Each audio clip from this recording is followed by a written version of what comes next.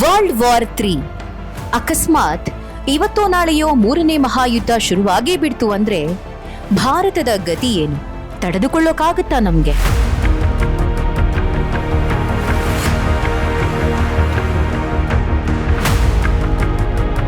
ಪ್ರಪಂಚದ ಅನೇಕ ಡಿಫೆನ್ಸ್ ಎಕ್ಸ್ಪರ್ಟ್ಸ್ಗಳ ಪ್ರಕಾರ ಅಕಸ್ಮಾತ್ ಈ ಸಲ ಏನಾದ್ರೂ ವರ್ಲ್ಡ್ ವಾರ್ ಶುರುವಾಗೋದೇ ಆದ್ರೆ ಅದು ರಷ್ಯಾ, ಉಕ್ರೇನ್, ಕೊರಿಯಾ, ತೈವಾನ್ ಅಥವಾ ನಮ್ಮ ಕಾಶ್ಮೀರದಿಂದಲೇ ಶುರುವಾದ್ರೂ ಆಗಬಹುದು. ಇಂಥ ಪರಿಸ್ಥಿತಿ ಏನಾದ್ರೂ ಬಂದ್ರೆ ನಮಗೆ ಅದನ್ನ ಎದುರಿಸೋ ಶಕ್ತಿ ಇದೆಯಾ? ಉತ್ತರ ಕೇಳಿ ಆಶ್ಚರ್ಯ ಆಗಬಹುದು. ಈ ವಿಡಿಯೋನ ಕೊನೆ ತನಕ ನೋಡಿ, ನಿಮಗೆ ಗೊತ್ತಾಗುತ್ತೆ. ಇದಕ್ಕೂ ಮುಂಚೆ ನಿಮಗೆ ನಮ್ಮ ಚಾನೆಲ್ ಹಾಗೂ ನಮ್ಮ ವಿಡಿಯೋಗಳು ಇಷ್ಟ ಆಗ್ತಾ ಇದ್ರೆ ಈ ವಿಡಿಯೋನು ಲೈಕ್ ಮಾಡಿ, ಶೇರ್ ಮಾಡಿ, ಚಾನೆಲ್ಗೆ ಸಬ್ಸ್ಕ್ರೈಬ್ ಮಾಡಿ, ನೋಟಿಫಿಕೇಶನ್ ಪಡೆಯೋದಕ್ಕೆ ಬೆಲ್ ಐಕಾನ್ ಒತ್ತಿ. ಈಗ ವಿಷಯಕ್ಕೆ ಬರೋಣ. 16ನೇ ಶತಮಾನದ ಫ್ರೆಂಚ್ ಜ್ಯೋತಿಷಿ ನಾಸ್ಟ್ರಾಡಮಸ್ ಹೇಳಿದ್ದ ಜ್ಯೋತಿಷ್ಯದ ಪ್ರಕಾರ ಮೂರನೇ ಮಹಾಯುದ್ಧ 2023ರ ಹೊತ್ತಿಗೆ ಶುರುವಾಗಬೇಕಾಗಿತ್ತು. ಬಟ್ ಆಗ್ಲಿಲ್ಲ. ಹಾಗಂತ ಆ ಭವಿಷ್ಯವಾಣಿಯೇ ಸುಳ್ಳಾಗಿ ಬಿಡುತ್ತೆ ಅಂತ ನೆಮ್ಮದಿಯಾಗೇನೂ ಇರೋಕ್ಕಾಗಲ್ಲ. ಯಾಕಂದ್ರೆ ಸದ್ಯದ ಜಿಯೋಪೊಲಿಟಿಕಲ್ ಪರಿಸ್ಥಿತಿಯಲ್ಲಿ ವರ್ಲ್ಡ್ ವಾರ್ 3 ತೀರಾ ಅಸಂಭವ ಏನಲ್ಲ. ಪ್ರಶ್ನೆ ಭಾರತದ ಗತಿ ಏನು ಅನ್ನೋದು.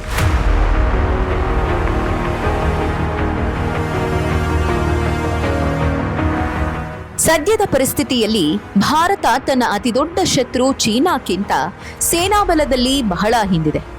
ಆದರೂ ಭಾರತದ ಬಳಿ ಒಂದು ರಹಸ್ಯ ಆಯುಧವಿದೆ. ಅದರ ಸಹಾಯದಿಂದ ನಾವು ಚೀನಾವನ್ನು ಸುಲಭವಾಗಿ ಸೋಲಿಸಬಹುದು. ಏನದು ರಹಸ್ಯ ಆಯುಧ?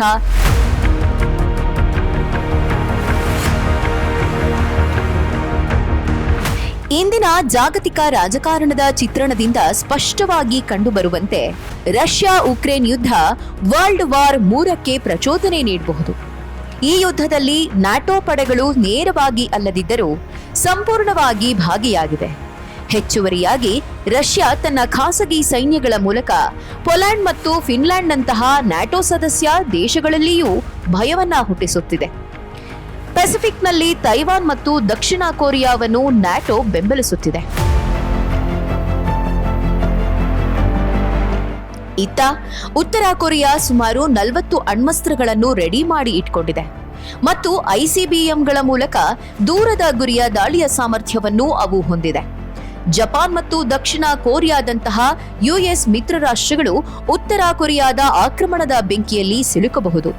ಇಲ್ಲಿ ದಕ್ಷಿಣ ಏಷ್ಯಾದಲ್ಲಿ ಹಿಮಾಲಯದ ಮಡಿಲಿನಲ್ಲಿರುವ ಕಾಶ್ಮೀರ ಮತ್ತು ಲಡಾಖ್ ಪ್ರದೇಶ ಸಹ ಜಾಗತಿಕ ರಾಜಕಾರಣದ ಮತ್ತೊಂದು ಹಾಟ್ಸ್ಪಾಟ್ ಆಗಲಿದೆ.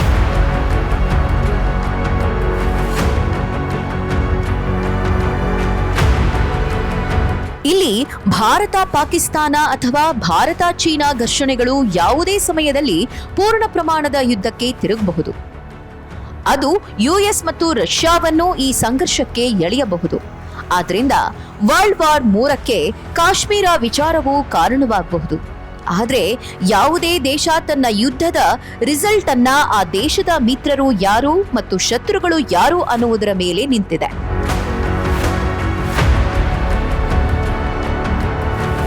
ಉದಾಹರಣೆಗೆ 1971ರ ಭಾರತ ಪಾಕಿಸ್ತಾನ ಯುದ್ಧದಲ್ಲಿ ಸೋವಿಯತ್ ಯೂನಿಯನ್ ಭಾರತವನ್ನ ಬೆಂಬಲಿಸಿದ್ದರಿಂದ ಪಾಕಿಸ್ತಾನದ ಸಹಾಯಕ್ಕೆ ಅಮೆರಿಕ ಬರಲಿಲ್ಲ. ಆದ್ದರಿಂದ ಮೂರನೇ ಮಹಾಯುದ್ಧದಲ್ಲಿ ಯಾವ ದೇಶ ಭಾರತದೊಂದಿಗೆ ನಿಲ್ಲುತ್ತದೆ ಮತ್ತು ಯಾವ ದೇಶ ಭಾರತದ ವಿರುದ್ಧ ನಿಲ್ಲುತ್ತದೆ ಅನ್ನೋದನ್ನ ತಿಳ್ಕೊಳ್ಳೋದು ಬಹಳ ಮುಖ್ಯ.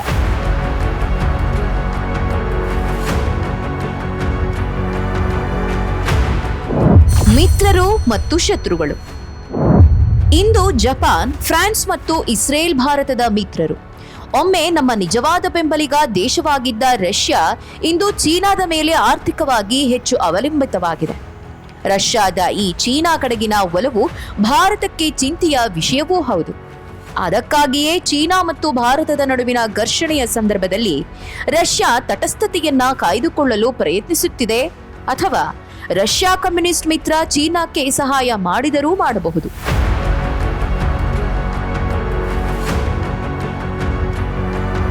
ಅದೇ ಸಮಯದಲ್ಲಿ ಅಮೆರಿಕ ಪರಿಸ್ಥಿತಿಯೂ ಅಷ್ಟೇ. ಭಾರತ ಪಾಕಿಸ್ತಾನ ಸಂಘರ್ಷದಲ್ಲಿ ತಟಸ್ಥತೆಯನ್ನ ಕಾಯ್ದುಕೊಳ್ಳಲು ಅದು ಬಯಸುತ್ತದೆ ಮತ್ತು ಈ ಸಂಘರ್ಷದಲ್ಲಿ ನೇರವಾಗಿ ಭಾಗವಹಿಸುವ ಸಾಧ್ಯತೆ ಇಲ್ಲ. ಆದರೆ ಭಾರತ ಚೀನಾ ಸಂಘರ್ಷವೇನಾದರೂ ಏರ್ಪಟ್ಟರೆ ಆಗ ಅಮೆರಿಕ ಖಂಡಿತವಾಗಿ ಪರೋಕ್ಷವಾಗಿಯಾದರೂ ಭಾರತದ ಪರ ನಿಲ್ಲುತ್ತೆ. ಯಾಕಂದ್ರೆ ಚೀನಾಗೆ ಸೋಲಾಗುವುದು ಅದಕ್ಕೆ ಬಹಳ ಮುಖ್ಯ. ಯುಎಸ್ ಮತ್ತು ರಷ್ಯಾ ಹೊರತುಪಡಿಸಿ ಯುದ್ಧದ ಸಮಯದಲ್ಲಿ ನೆರೆಹೊರೆಯಿಂದ ಬೆಂಬಲ ಪಡೆಯುವುದು ಸಹ ಬಹಳ ಮುಖ್ಯ ಮತ್ತು ಇಂದು ಭಾರತದ ಹೆಚ್ಚಿನ ನೆರೆಯ ದೇಶಗಳು ಚೀನಾದ ಬಾಲಂಗೋಚಿ ರಾಷ್ಟ್ರಗಳಾಗಿವೆ ಮತ್ತು ಚೀನಾ ಅವರ ಸ್ವತ್ತುಗಳನ್ನು ಭಾರತದ ವಿರುದ್ಧ ಸುಲಭವಾಗಿ ಬಳಸಬಹುದು.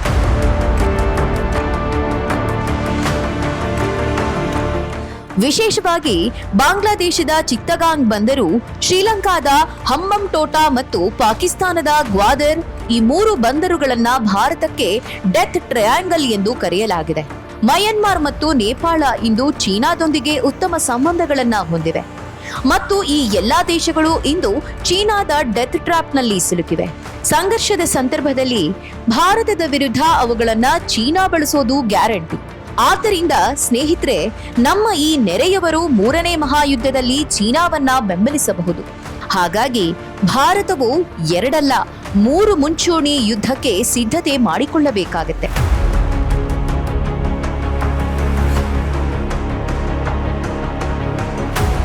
ಹಿಂದೂ ಮಹಾಸಾಗರದಲ್ಲೂ ಸಹ ಚೀನಾ ಭಾರತಕ್ಕಿಂತ ಹೆಚ್ಚು ಡ್ಯುಯಲ್ ಯೂಸ್ ಬಂದರುಗಳನ್ನ ನಿಯಂತ್ರಿಸ್ತಾ ಇದೆ. ಅದು ಮಾಲ್ಡೀವ್ಸ್ ಇರಲಿ, ಮಡಗಾಸ್ಕರ್ ಇರಲಿ ಅಥವಾ ತಾಂಜಾನಿಯಾದ ಬಗಾಮೊಯೋ ಬಂದರು ಇರಲಿ, ತಕ್ಷಣದ ನೆರೆಹೊರೆಯಲ್ಲಿ ಭೂತಾನ್ ಮಾತ್ರ ನಿಜವಾದ ಮಿತ್ರ. ಅದು ಭಾರತವನ್ನು ಬೆಂಬಲಿಸದಿದ್ದರೂ ಕೂಡ ತನ್ನ ಭೂಪ್ರದೇಶವನ್ನು ಭಾರತದ ವಿರುದ್ಧ ಬಳಸಲು ಯಾರಿಗೂ ಅವಕಾಶ ನೀಡೋದಿಲ್ಲ. ನೇಪಾಳವನ್ನು ವಿಶ್ವಾಸಕ್ಕೆ ತೆಗೆದುಕೊಂಡು ಅವರ ಭೂಪ್ರದೇಶವನ್ನು ಭಾರತದ ವಿರುದ್ಧ ಬಳಸದಂತೆ ತಡೆಯಬಹುದು.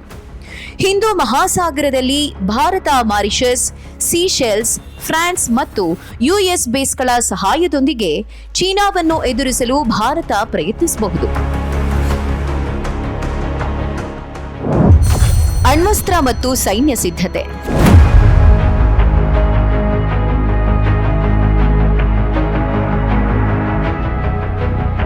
ಯುದ್ಧವಿದ್ದರೆ ಭಾರತ ಖಂಡಿತವಾಗಿ ಟ್ಯಾಕ್ಟಿಕಲ್ ಅಣ್ವಸ್ತ್ರಗಳನ್ನ ಬಳಸಬೇಕಾಗತ್ತೆ ಮತ್ತು ಭಾರತ ಅವುಗಳನ್ನ ಬಳಸಿದ್ರೆ ಪಾಕಿಸ್ತಾನ ಮತ್ತು ಚೀನಾ ಸಹ ಅಣುಬಾಂಬ್ ಬಳಸಬಹುದು.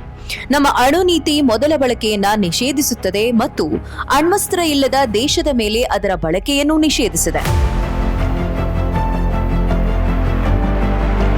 ಪ್ರಸ್ತುತ ಭಾರತೀಯ ಸಶಸ್ತ್ರ ಪಡೆಗಳಲ್ಲಿ ಸುಮಾರು 1.55 ಲಕ್ಷ ಪೋಸ್ಟ್ಗಳು ಖಾಲಿ ಇವೆ. ಇಂದು ಭಾರತದಲ್ಲಿ ಒಟ್ಟು 38 ಸೇವಾ ಡಿವಿಷನ್ಗಳಿವೆ. ಪಾಕಿಸ್ತಾನ ಮತ್ತು ಚೀನಾ ಗಡಿಗಳ ಏಕಕಾಲದ ರಕ್ಷಣೆಗಾಗಿ ಮಾತ್ರ ನಮಗೆ ಕನಿಷ್ಠ 43 ಡಿವಿಷನ್ಗಳ ಅಗತ್ಯ ಇದೆ. ಆಕ್ರಮಣ ಪ್ಲಸ್ ಡಿಫೆನ್ಸ್ಗಾಗಿ ಕನಿಷ್ಠ 54 ಡಿವಿಷನ್ಗಳ ಅಗತ್ಯವಿದೆ ಮತ್ತು ಭಾರತೀಯ ಸೇನೆ ನೇಪಾಳ, ಬಾಂಗ್ಲಾದೇಶ ಮತ್ತು ಮಯನ್ಮಾರ್ ಗಡಿಗಳಲ್ಲಿ ಯುದ್ಧ ಮಾಡಬೇಕಿದ್ದರೆ ಕನಿಷ್ಠ 72 ಡಿವಿಷನ್ಗಳು ಬೇಕಾಗಬಹುದು.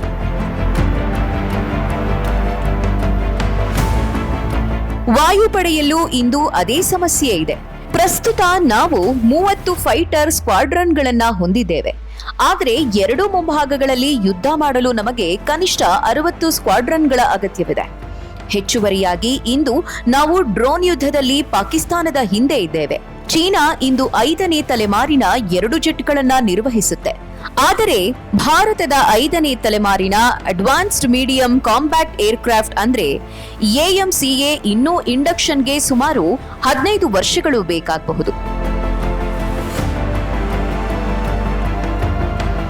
ಇನ್ನು ಭಾರತೀಯ ನೌಕಾಪಡೆಯ ವಿಚಾರ. ಇಲ್ಲಿ 2 ಏರ್ಕ್ರಾಫ್ಟ್ ಕ್ಯಾರಿಯರ್ಗಳು ಕಮಿಷನ್ ಆಗಿವೆ. ಆದರೆ ಸಂಭಾವ್ಯ ಬೆದರಿಕೆಯನ್ನ ಎದುರಿಸಲು ಕನಿಷ್ಠ 4 ಏರ್ಕ್ರಾಫ್ಟ್ ಕ್ಯಾರಿಯರ್ಗಳು ಅಗತ್ಯವಿದೆ.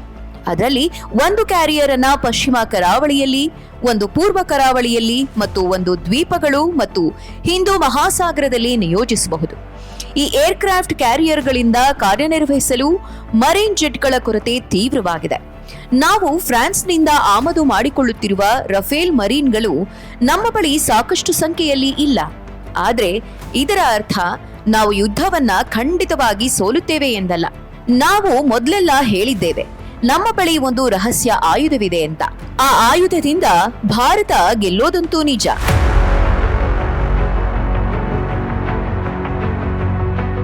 ಈ ಆಯುಧ ಬೇರಾವುದೂ ಅಲ್ಲ, ಭಾರತದ ಭೌಗೋಳಿಕ ವ್ಯವಸ್ಥೆ. ಹಿಮಾಲಯ ಪರ್ವತಗಳು ಭಾರತದ ಅಭೇದ್ಯ ರಕ್ಷಣಾ ಕೋಟೆ. ಅದು 3ನೇ ಮಹಾಯುದ್ಧದಲ್ಲಿ ಚೀನಾಕ್ಕೆ ಅತಿದೊಡ್ಡ ಅಡ್ಡಿಯಾಗಿ ಪರಿಣಮಿಸಬಹುದು. ಹಿಮಾಲಯಗಳು ಮತ್ತು ಟಿಬೆಟಿನ್ ಪೀಠಭೂಮಿಯಿಂದ ಎತ್ತರದ ಪ್ರದೇಶ ಮತ್ತು ಆಮ್ಲಜನಕದ ಕೊರತೆಯಿಂದಾಗಿ ಚೀನಾದ ಜೆಟ್ಗಳು ಮತ್ತು ವಿಮಾನಗಳು ಕೇವಲ ಅರ್ಧದಷ್ಟು ಪೆಲೋಡ್ ಅನ್ನ ಹೊತ್ತುಕೊಂಡು ಹೋಗಬಹುದು. ಆದ್ರೆ ಭಾರತದಲ್ಲಿರುವ ಎಲ್ಲಾ ಏರ್ ಬೇಸ್ಗಳು ಕಡಿಮೆ ಎತ್ತರದಲ್ಲಿವೆ. ಆದ್ರಿಂದ ಬಹುತೇಕ ಪೂರ್ಣ ಪೆಲೋಡ್ನೊಂದಿಗೆ ಟೇಕ್ ಆಫ್ ಮಾಡಿ ಭಾರತೀಯ ಜೆಟ್ಗಳು ಟಿಬೆಟ್ನಲ್ಲಿ ಚೀನಾದ ಏರ್ ಬೇಸ್ಗಳನ್ನ ತ್ವರಿತವಾಗಿ ನಾಶ ಮಾಡಬಹುದು.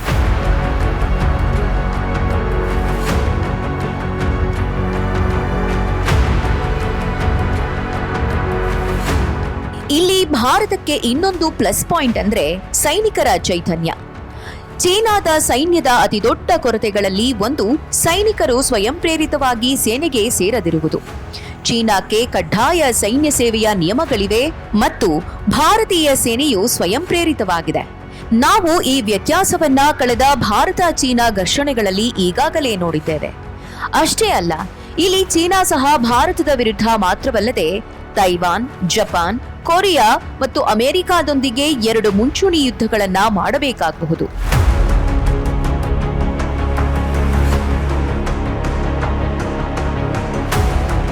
ಚೀನಾದ ಮಿಸೈಲ್ಗಳಿಂದ ನಮ್ಮನ್ನ ರಕ್ಷಿಸಿಕೊಳ್ಳಲು ನಮಗೆ ಖಚಿತವಾಗಿ ದೃಢವಾದ ಏರ್ ಡಿಫೆನ್ಸ್ ಸಿಸ್ಟಮ್ ಅಗತ್ಯವಿದೆ. ಇದಕ್ಕಾಗಿ ಸ್ವದೇಶಿ ನಿರ್ಮಿತ ರುದ್ರ M2 ಮತ್ತು ರಷ್ಯನ್ S-400 ನಂತಹ ಸುಧಾರಿತ ಡಿಫೆನ್ಸ್ ಮಿಸೈಲ್ ಸಿಸ್ಟಮ್ಗಳಿವೆ. ಈ ಟ್ಯಾಕ್ಟಿಕಲ್ ಅನುಕೂಲದೊಂದಿಗೆ ಭಾರತ ಚೀನಾವನ್ನು ಸುಲಭವಾಗಿ ಹಿಂದಿಕ್ಕಬಹುದು.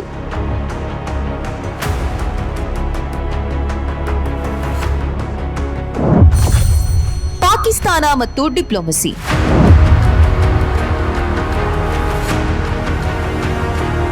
ಪಾಕಿಸ್ತಾನ ಕೂಡ ಸಮಯ ನೋಡಿಕೊಂಡು ನಮ್ಮ ಮೇಲೆ ಯುದ್ಧಕ್ಕೆ ಬರಬಹುದು. ನಮ್ಮ ಐನಿ ಬೇಸ್ ಮತ್ತು ಫರ್ಕೋರ್ ಏರ್ ಬೇಸ್ ಅನ್ನ ತಜಿಕಿಸ್ತಾನ್ನಲ್ಲಿ ಬಳಸುವ ಮೂಲಕ ನಾವು ಪಾಕಿಸ್ತಾನಕ್ಕೆ ಎದುರೇಟು ಕೊಡಬಹುದು.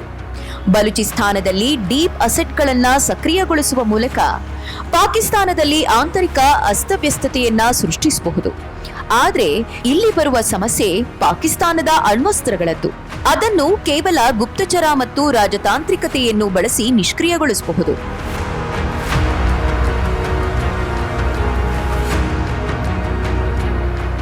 ಈ ಹೈಪೋಥೆಟಿಕಲ್ ಯುದ್ಧದಲ್ಲಿ ನಾವು ಬ್ರೂಟ್ ಫೋರ್ಸ್ ಹಾಗೂ ರಾಜತಾಂತ್ರಿಕತೆ ಎರಡನ್ನೂ ಬಳಸುವುದು ಮುಖ್ಯ.